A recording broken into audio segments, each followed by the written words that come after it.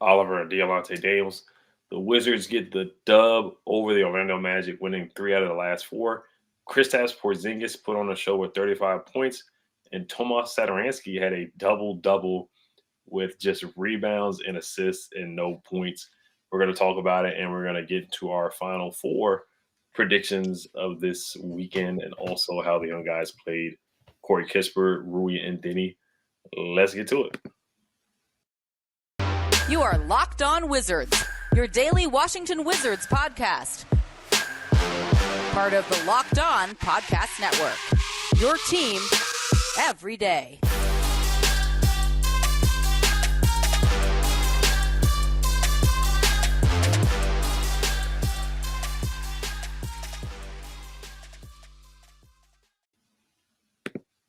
Thanks for making Locked On Wizards your first listen every day. We are free and available wherever you get podcasts. All right, so where do you see the Wizards took this game over and won? And what were your thoughts about Kristaps Porzingis' performance and Tomas's double-double? The Wizards really, that second half, that third quarter, they came out strong. Fourth quarter, they kind of just finished it off. Magic, they rested guys. Wendell Carter didn't play. Terrence Ross only played 11 minutes, and he's a known Wizards killer. So, the Magic were looking to better their lottery odds, and the Wizards took advantage of it, as they should have. Now, the Wizards could have been eliminated from play-in contention if the Hawks won, which is looking like they would because they're dominating the Thunder right now, and if the Wizards lost. But they keep playing hope alive for the time being by handling the Magic. Like I said, that second half was big. And Porzingis, we both said at the end of the last episode that we felt like it was going to be a big KP game. I said I wouldn't be surprised if he shot 12 to 13 free throw attempts, and he shot 13 free throw attempts. So it's not surprising that he dominated. 35 points, plus 23, 11 for 18, only missed 7 shots, only missed 3 3-pointers out of 6, and only missed 3 free throws, and to add 8 rebounds and 3 assists to that with 2 blocks. It was a dominating performance, and the Wizards have a center, man, an elite center, and I love it. Him being able to continuously get to the free throw line is lovely to see, man. I'm loving seeing him 11 free throw attempts, 12 free throw attempts, because it shows that he's being involved within the offense and the opposition can't really do anything with him like the Magic couldn't tonight. Definitely, yeah, like we talked about last night, where the matchup, Mo Bamba and Robin Lopez, Admiral Schofield, those guys are just too small. And Porzingis was able to just turn around, knock down the turnaround jumper. He was actually imposing his will too, posting up hard and running the floor and posting up hard. And Tomas was looking for him. Tomas having 10 rebounds and 10 assists. Tomas wasn't looking for his own shot at all, but that's kind of just what the Wizards need right now. He's kind of playing that Rondo role where he's just setting guys up, getting Porzingis. They went zone one time. Porzingis knocked down a 3. A couple times he got the ball in the high post. He got the ball in the deep post. He just did whatever he felt like doing. And I like how you brought up the free throws too. He got to the line. They tried to double him here and there. He would turn around, and he just knows how to draw fouls and create contact with guys. That's why I'm just really I'm starting to get more optimistic about next season, seeing him, Bradley Beal, and Kuzma play together, because Porzingis he's another offensive option where you can give him the ball and get out of the way and let him score. So he definitely gives us a number one, either a number 1 or a number 2 option on offense. So very happy to see him. Very efficient. And this was a bounce back game from the Bulls game, because he didn't play well against the Bulls. Vucevic got the better of him. I thought he came out there with a mindset to dominate tonight. 11, like you said, 11 for 18, 10 for 13, 8 boards. He had a couple blocks too. He had 2 blocks. He had one nasty block on, I forgot who he blocked in the first half, but he almost blocked it with his elbow. And then Tomas, 10 rebounds, 13 assists, plus 17 tonight. 0 points, only shot the ball twice. But yeah, I love what I saw from those two, and they definitely had a good 2-man game. Yeah. Gafford, he had a great game as well. Looking at his stat line, he was 6 for 7, 5 for 6 from the free throw line, 7 rebounds and 17 points with 3 blocks. He said him and Ish Smith, they really have it going on at times. With their pick and roll game, they really have that chemistry on lock. You know, we've seen it at times with Gafford and Dinwiddie here and there. But, I mean, I feel like since Ish has been here, it's kind of gone to the next level. So it was good to see both bigs taking advantage of a smaller front court with the Orlando Magic. And like you said, I like that you brought up the Chicago game. KP had a bounce back game because he did, Vooch did kind of get the better of him in that game. So it's nice to see him bounce back in a big way, efficiently, and just a dominating performance. And I brought up KCP by accident, but we'll talk about him a little later when we talk about a few more players. But he had a great game as well. He really did. He did. Yeah, what was your main takeaway from the game? I see, guys had, it's 35 assists tonight. So what was your main takeaway from the game? They made the Magic work. 41% from the field, 33% from the three. Those are the kind of percentages you want to have the Magic take. Have the Magic have. You want those lower field goal percentages. They had 11 turnovers tonight, less than the Bulls game. You want to get them down to single digits in those turnovers. But I said keys of the game, make the Magic work for shots. Don't give them fast break, leak outs off of, 15 turnovers, 16 turnovers. Make the Magic work, and you should be able to win this game. And they made the Magic work on defense. They held them to some contested shots, and they eventually took off. And that's as simple as that. The Magic are a team that's looking to get Paolo or Chet, etc. They're in that business. So, if you put them down early, they'll stay down. I mean, they got some young guys who will play and fight, of course, but their interest is getting that number one spot in the draft. So the Wizards, they forced their will on them in the second half and took over. Right, yeah, they definitely are looking at the lottery odds. They got some scrappy guys. Mo Wagner, we already know how scrappy he is. Even if he's not shooting the ball well, he's still gonna scrap and get up in your face and try to get a double technical or something like that. Try to get you out of your game. Franz Wagner, he was scrapping the first half too, getting scoring. But it looks like they sat their guys. They put in Admiral Schofield, another former Wizard, and some other young guys. And Wendell Carter didn't play. Who else? Terrence Ross didn't play, and Gary Harris didn't play. Not taking anything away from the win, but we just know what the Magic are doing at the moment. But yeah, looking at the stats, the Wizards they out rebounded the Magic 51-42. They shot 51% from the field, and they had 35 assists, 6 guys in double figures. So it was everybody eats type of game. And the first quarter was not good. RJ Hampton was knocking down threes. They weren't defending the 3-point line well in the first quarter. But in the second quarter, they definitely locked down defensively. I thought Denny had a nice defensive play against Cole Anthony before halftime, and Denny had a nice dunk. And then after there, the momentum shifted. And they really locked in defensively. And offensively, they got the ball to Porzingis and just facilitated through him. And from there, the Wizards just built on that lead and, ended up winning by 17. So the Wizards did what they were supposed to do. You talk about KCP. We'll talk about him a little bit later. But we're going to get into who out of the 3 young guys played. And I got to give props to Ish and Daniel Gafford. We'll talk about those two a little bit later as well. But before we do get into how the young guys played well, we got a quick word from NBA Top Shot. This episode is brought to you by NBA Top Shot, the officially licensed NFT of the NBA. Connect with a passionate community of NBA fans across the globe and build your collection with your favorite moments from NBA history. NBA Top Shot is the future of what being an NBA fan looks like. It's part trading cards, part stock market, and part fantasy sports with a built-in loyalty program. NBA Top Shot has evolved trading cards and made it easier to buy, sell, and trade by removing the hassle of card grading, trading, shoe boxes, and binders. Their 24/7 peer-to-peer marketplace lets you scroll through all of your favorite players and teams. Once you find the moment you've been looking for, you can buy it in a couple of clicks. Now I hear all the time, why would I buy something that I could watch on YouTube for free? And I tell those people that it's not about watching a highlight. It's about having ownership in the stock market of the NBA's greatest moments. And owning NBA Top Shot moments can get you access to unbuyable, once-in-a-lifetime experiences.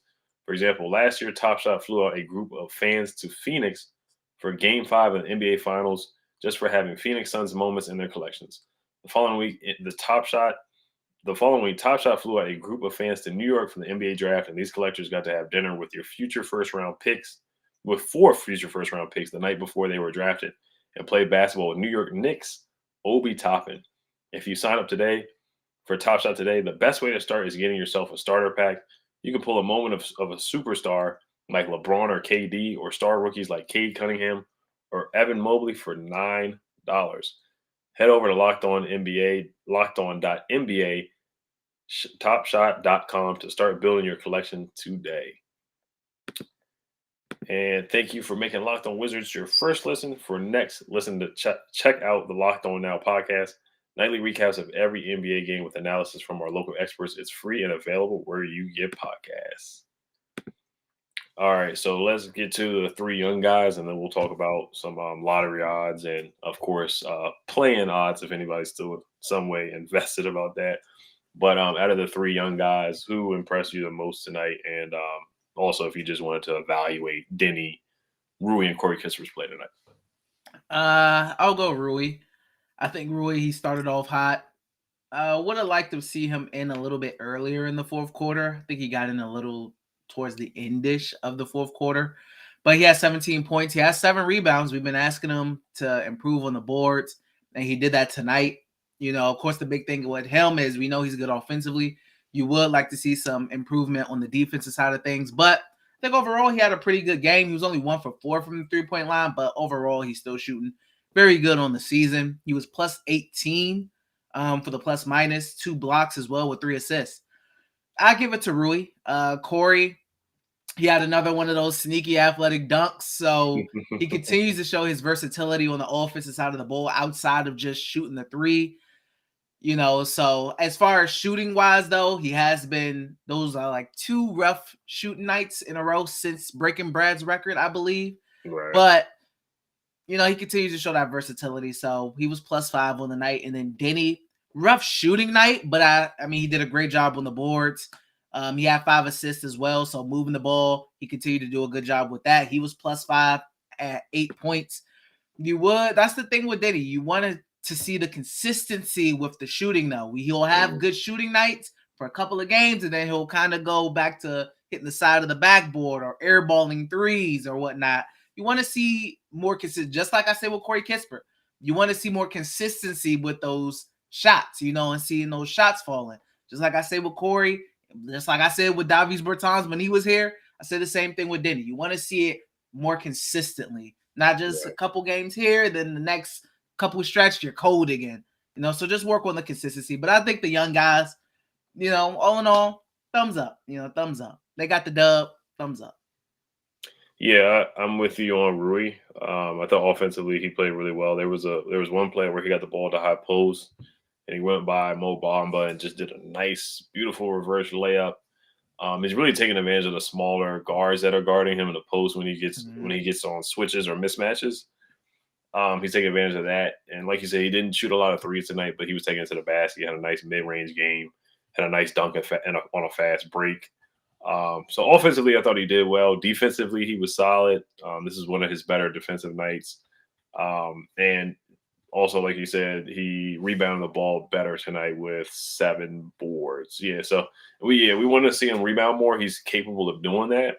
That's one thing where I said, you know, he can learn from Kyle Kuzma how to just rebounding more, being more aggressive with the rebound. He's capable. He should be getting more double-doubles. He played 29 minutes, which is within the minutes that Wes has been giving him. He's been getting like 25, 29, really no more than 30 minutes per game.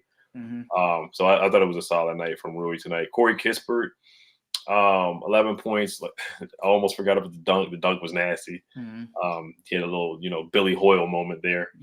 2 for 7 from the three. He shot 1 3 that was really, and he had a nice and one take to the basket too. And then he shot a 3 that was like at the end of the buzzer there. That was like almost half court. So I can't get mad at him for that. But yeah, he's, you know, that's the thing with rookies. You know, they're gonna have good games. They're gonna have some bad games, some stretches there. He shot the ball well in the record-breaking game, and then he's been a little up and down after that from the 3-point line. And then get to Denny. It was a mixed game. It was up and down game for him. He just, you know, has to keep his head up. You brought up off the bag when he shot the ball off the backboard. He did air ball as well. He put his head down. Those are the things that we don't want to see from him. We want to see the body language from him. But defensively, you saw his versatility, his defensive versatility, where he was guarding Cole Anthony at some points. He was guarding their forwards, Franz Wagner. He was guarding everybody out there. And he forced a turnover on Cole Anthony. That was before halftime. and he got the steal, and then somebody threw it up to Rui for the easy dunk, and I thought that was a momentum shifter before the half. And then he had a nice pick and roll with Daniel Gafford too, so he showed off his passing skills once again. So he had a 5-5-5 game. You know, Draymond Green has a lot of 5-5-5 games, and then he had 8 points, 5 assists, and 8 boards. Those are not easy too. It's not a triple double, but 5-5-5s are not something to sleep on. 1 for 6 from the three, 3 for 10. How many times did he get to the free throw line tonight? Because I know that's something that you said you want to see him do more. He only shot 2 free throws, but it's not a bad thing. But it's just something we want to see him improve on. But defensively, I thought he was really, really good tonight. Yeah, like I said, all in all, you just want to see a little bit more consistency with shooting with guys like Corey and Denny as well. But all in all, the other things, like defensively, like you just said, and being on the boards with Denny and then moving the ball as well, I feel like I've seen him handle the ball a little bit more, which is what I like to see from him. And then Corey just continuing to do a good job with off ball cutting, etc., just being aggressive at the rim. You know, we asked Diddy to be aggressive and dunk sometimes, and Corey, who's supposed to be the shooter, he'll go up with the bunnies and with the underrated athleticism and go up and bang. So, you know, I love to see some of those from Denny as well, go up strong like that. But I'm liking what I'm seeing from the young guys. Just as the season winds down, I'm still sure that the Wizards aren't going to make the play-in, but just I want to keep seeing these young guys continue to shine, man, and get playing time. And I'll include Daniel Gafford and the young guys too, because he's still 23 years old, and he just got the contract extension. He hasn't been in the league in a while. He's still developing. He's getting better. He's getting stronger. Sometimes he does get pushed around a little bit, but I thought tonight he was very strong. Had a couple of nasty blocks, some nasty dunks. And a point guard really, really motors his game. He really needs a good point guard can create and facilitate for him.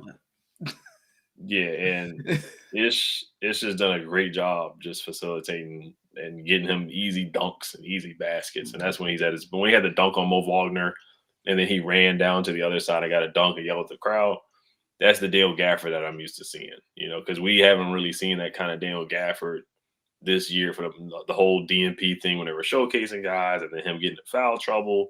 So I think he's getting better game by game. So I really want to see him progress next year. Yeah, definitely. You know, that's why I said half jokingly, you know, a guy like John Wall, half jokingly, but that would definitely be fun to see, you know, a point guard like that with Daniel Gafford. I mean, Gafford did good with Russ out there as well, so that was fun to see. So a guy like Daniel Gafford's game, we all know, is heavily predicated on the point guard he's playing with. Right. All right, and we're gonna the lottery odds real quick. We'll just say that we'll look at the standings real quick for the people who are still invested in the lottery. The play-in. The Wizards are 6 games behind the Atlanta Hawks right now, so they're still in it mathematically. The Knicks are above them by 1 game, so it's not looking too hot. And then for lottery odds, they are 1, 2, 3, 4, 5, 6, 7, 8, 9, 10, 11. They're 11th. With the lottery odds right now. Yep, and then currently the Spurs are down to the Grizzlies, and the Knicks are going to lose to the Hornets. Yep. All right, so next we're going to get into our player of the game and X Factor and Final Four picks, and then we'll read a couple of you guys' comments. We do see there's a lot of comments. We're going to try to get to some of them. Yes, sir. But we do have a message first from our friends over at BetOnline. After months of playing, college basketball has determined the top teams for the Final Four and will determine this year's national champion this coming week. BetOnline.net is your #1 source for all your betting needs and sports info. From all the latest odds, contests, and player props, you name it, BetOnline remains the best spot for all of your latest sports developments, including podcasts and reviews for all the leagues this season. And it's not just basketball. BetOnline is your continued source for all your sporting wagering information needs, including live betting and your favorite Vegas casino games. Head to the website today or use your mobile device to learn more about the trends in action. BetOnline, where the game starts. All right, D. So who was your player of the game and who was your X Factor? Player of the game, I'll go with Porzingis. I mean, he was dominant, 35 points, just an efficient performance. The Magic couldn't do anything with him. They really couldn't do anything with him. 10 for 13 from the free throw line, 2 blocks, 8 rebounds, 3 assists. I mean, tremendous game from him. Almost pretty much perfect game from him. X Factor, got to go with Tomas. I mean, 0 points, 13 assists, 10 rebounds. I mean, Rajon Rondo-ish type of stat line. I mean, it was impressive, to go from Neto to Satoransky, who's only taken 2 field goal attempts and being on the boards and then moving the ball around so it's not sticking. That helps the young guys out. That helps guys like KCP out because they get more shots up. Other guys get more involved in the offense because that's a lot of shots that go away that get distributed to other people. So Tomas Satoransky, X Factor for sure. Yep. Yeah, you nailed it on the head. Porzingis dominated tonight and played like the unicorn. And I really want to see him play next year with Bradley, Bill, and Kuzma. I'm more optimistic to seeing that if he's going to play like that. I'm really happy that he's playing back-to-backs and that he did play this season because I know a lot of people are like, oh, Porzingis is sit. But no, I'm happy that he did decide to play and he's playing really, really well. And not only he's passing the ball well out of the post too, not just getting assists, but hockey assists. And he knocked down a 3 tonight, and he was aggressive around the rim. So that's what I want to see from him. I just want to see him do it consistently. And I'm gonna go with Tomas too. You could go with KCP, 25 points, hit 5 threes, and he was dancing on the sidelines when he was hitting the threes, and then he had a nice dunk tonight too. And KCP's played well. He had a perfect game the other day, and the last 3 out of 4 games he's had at least 20 points. So he's been playing really, really good ball. He's been playing really good ball lately. But I'm gonna echo you with Tomas as well. All right, so who's your final 4 picks? We got Duke versus UNC and Kansas versus Nova. I'm going to go with Kansas. Mm-hmm. I think just that Justin Moore injury, that's really a big blow to Villanova. I think Kansas eventually is going to pull away from them. I know that line, I believe, on BetOnline is -4 with Kansas being the favorite. Yes, it's -4 with Kansas being the favorite.